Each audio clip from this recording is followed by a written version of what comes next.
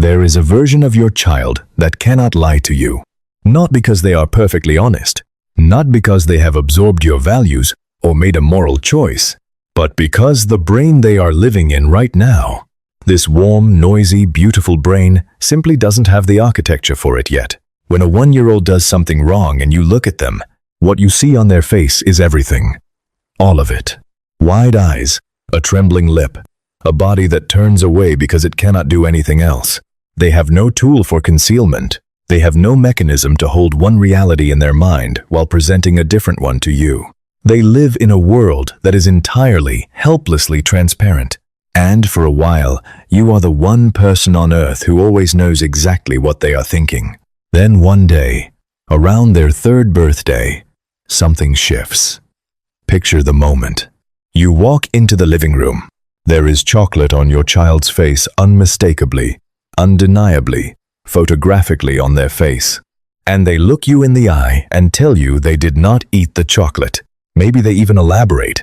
Maybe they tell you it was their stuffed animal, or that the chocolate just appeared there. They say it with such conviction that for 1/2 second you almost wonder, and then you feel something that catches you off guard, because underneath the slight exasperation, underneath the parenting instinct to address the behavior, something else flickers through you, a kind of stunned recognition. Something like, who is this person? That moment, that first real, deliberate, badly executed lie, is one of the most significant cognitive events in the first 5 years of your child's life. It is not a warning sign. It is not a character flaw beginning to form. It is evidence that something extraordinary has just been constructed inside your child's brain. Something that took the entire span of early childhood to build. Something that, without it, they could never fully become a person who understands other people. To understand why lying is a milestone, you have to understand what lying actually requires. It is not simply saying something untrue. A parrot can say something untrue. A 3-year-old's first deliberate lie demands something far more sophisticated. It requires your child to hold 2 separate models of reality in their mind at the exact same time. There is what they know to be true, and there is what they are choosing to present to you as true.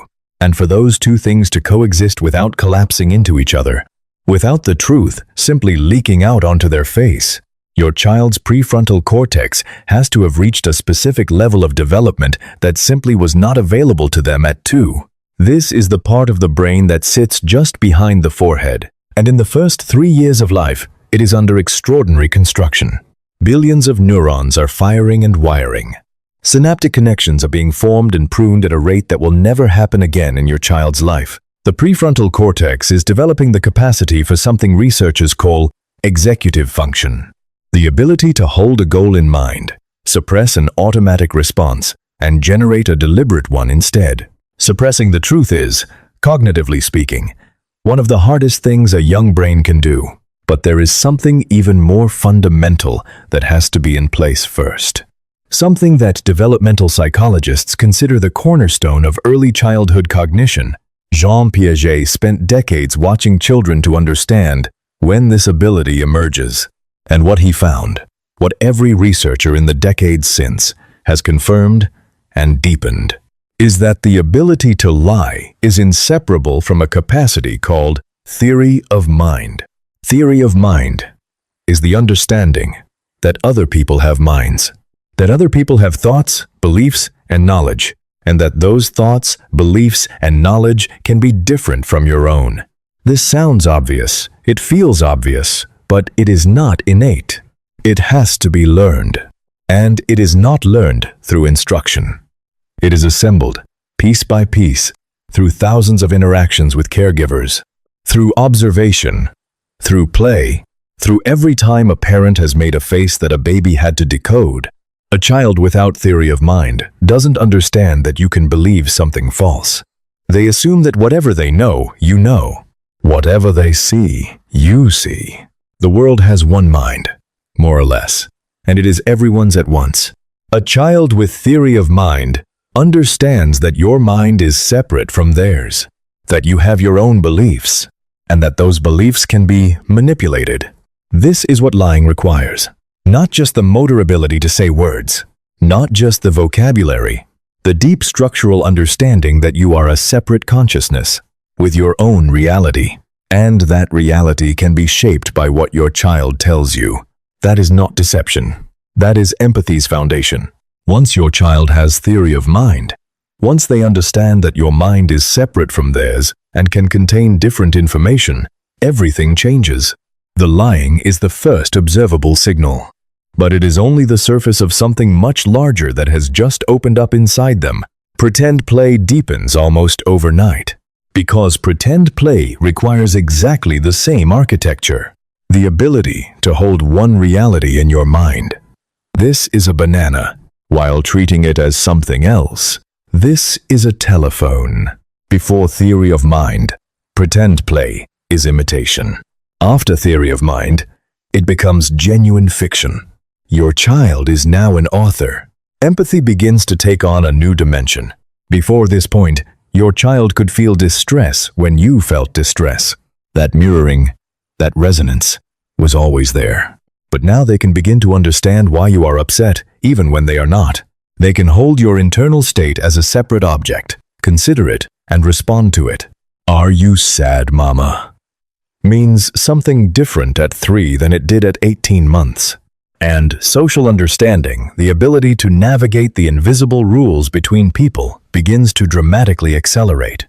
Your child starts to understand that people have intentions behind their actions, that people can want one thing and say another.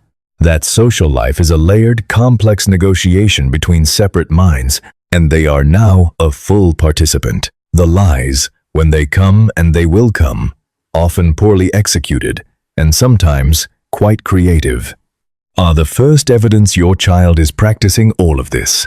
They are testing what you know versus what they know. They are running a live experiment in how minds interact. They are, in their own fumbling 3-year-old way, beginning to understand that other people are real. There is something in that worth sitting with for a moment, because you have spent 3 years being the most important mind in your child's world. The person they looked to when they didn't know what to feel, the face they read for information about whether something was safe. And now, for the first time, they are treating your mind as a separate thing. Something with its own contents, its own knowledge gaps, its own beliefs that can be influenced. They have recognized you as a full, separate person, and they announced it by lying to your face about the chocolate. Theory of mind typically emerges somewhere between the ages of 3 and 5. The most studied benchmark is something called the false belief task, a research measure where a child has to understand that another person can believe something that isn't true. Most children pass this task somewhere around 3.5 to 4 years old. But the range of normal is genuinely wide, and it is shaped by so many things. Children who grow up in households with siblings, where they are constantly exposed to different minds, different perspectives, different conflicts over what happened and who did what, often develop theory of mind earlier. Not because they are more advanced, but because they have had more practice. More minds to model. Children who are quieter, more internally focused, or who have had fewer social contexts are not behind. They are on their own trajectory. The capacity is being built. The timeline is not a judgment. And if your 3-year-old is not lying to you yet, that is also completely fine. Some children are simply more transparent by nature. Some are still building the neural infrastructure.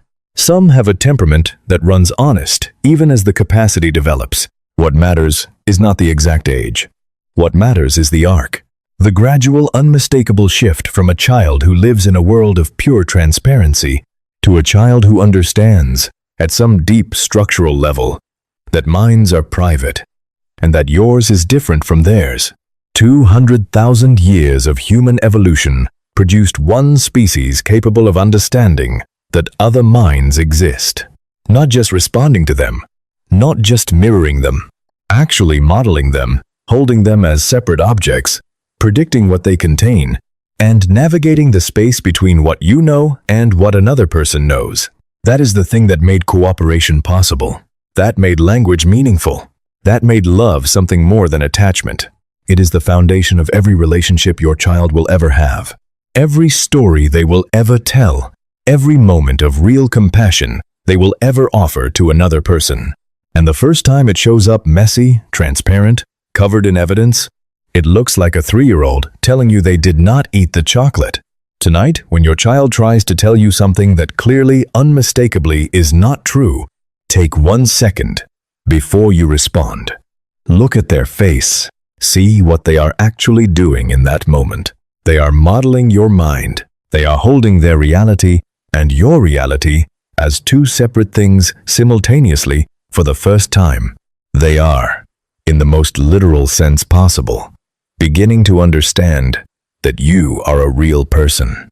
Now you know what you're really looking at.